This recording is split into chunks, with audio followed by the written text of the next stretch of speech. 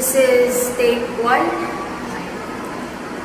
This is Stella Marie Agustin, and I will be making a short documentary on the scientific methodology of her and she. Step 1. Observation. The process of love and attraction is universal. Your body releases hormones that causes euphoric high. Dopamine, the brain's pleasure chemical, causes a feeling of elation and energy around your loved one. As you see your person of interest, no matter the time and place, a reaction occurs within the brain's sympathetic branch, the SNS. The stimulation causes pupils of the eyes to dilate and... Sarap. Oh, sis! Kanina ka pa nakatitig kay Max, ah. Baka madulin ka na yan. Maling ka. Crush mo siya. Hindi tsaka, ano ka ba? I'm a girl. It's natural for me to only be attracted to the opposite gender. Tsaka, ano ka ba? We're meant to reproduce, so it's biologically impossible for me to like someone with the same gender as me. Sus! Dami mong sinabi, puro heart naman yung ano eh. Ay, okay.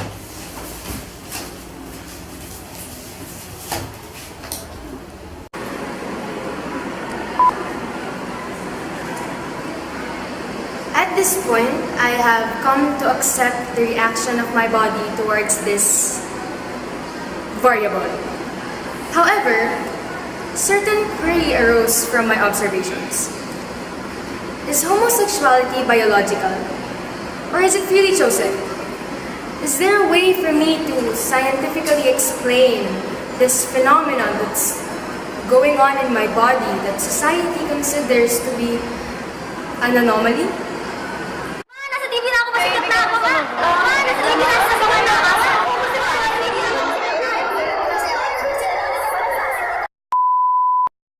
Tatanong lang po sana namin kung sa tingin niyo po ba ang homosexuality ay biological or a choice? Diba nga, sabi Lady Gaga, Baby, I was born this way. According to Eric Billington at the University of California, epigenetic plays a role in or sexual orientation. One or more genes for homosexuality had to reside on XQ28, a large region on the X chromosome. It basically means that it is possible that a sexual orientation exists already in our DNA. Rather than something we are born with, I believe that being homosexual is a choice made by our body in response to different factors.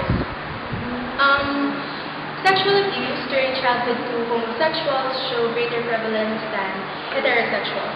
Another factor is your environment.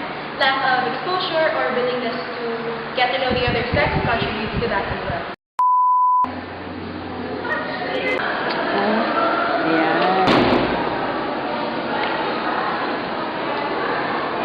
Alam mo, huwag ka masyado mag-love. It's not that.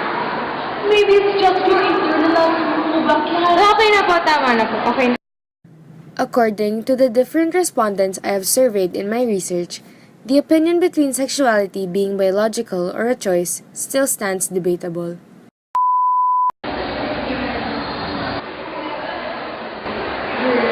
Tama na yan. Kaya wala na napipil.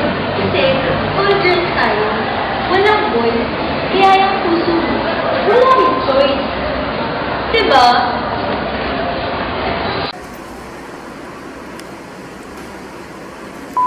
Due to the lack of materials, in order to test if genes of homosexuality are indeed present in my DNA, my scope will be limited to the possible factors that could be affecting my body's reaction.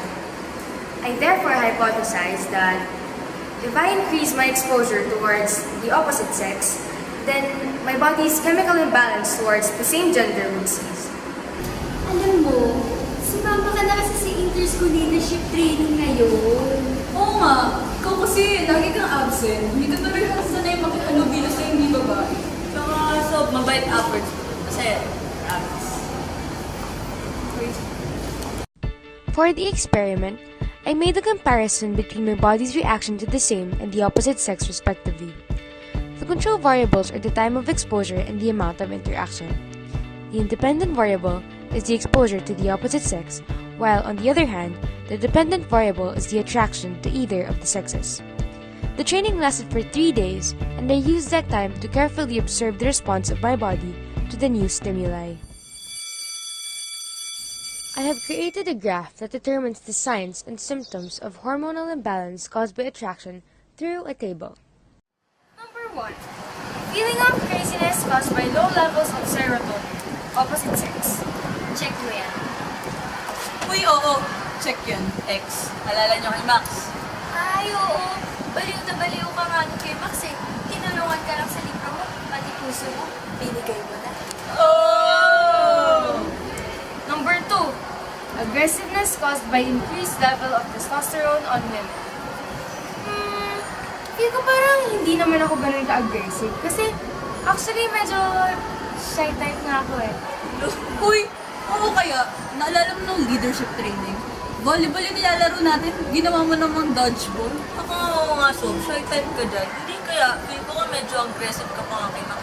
Alam mo nung nag-jingle ako, nagtanong lang ako ng directions, nagalit ka na sa akin. Sorry na. 1 week, parang usap. This, Sorry na nga. Wala, next Sorry number na. Oh, number 3. Feeling of addiction from dopamine. Uy, sinaksan! Check. Yan. Oh, number 4. Butterflies caused by the release of cortisol. Nako, ikaw na lang makakasagot niyan. Pero kung tatanungin mo ako, check yan. Pero ikaw bala. Pero, di ba may nag-abot sa'yo na isang boy ng inter-school leadership training na Ice 2? Yeah! Ice 2, babe? Anyway.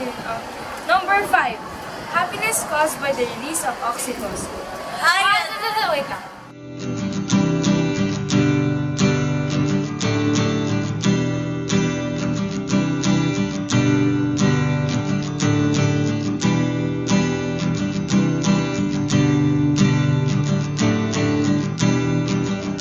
Kaya ko. okay. I have reached the conclusion of this scientific methodology of her and she. The analysis of the given data, I therefore conclude that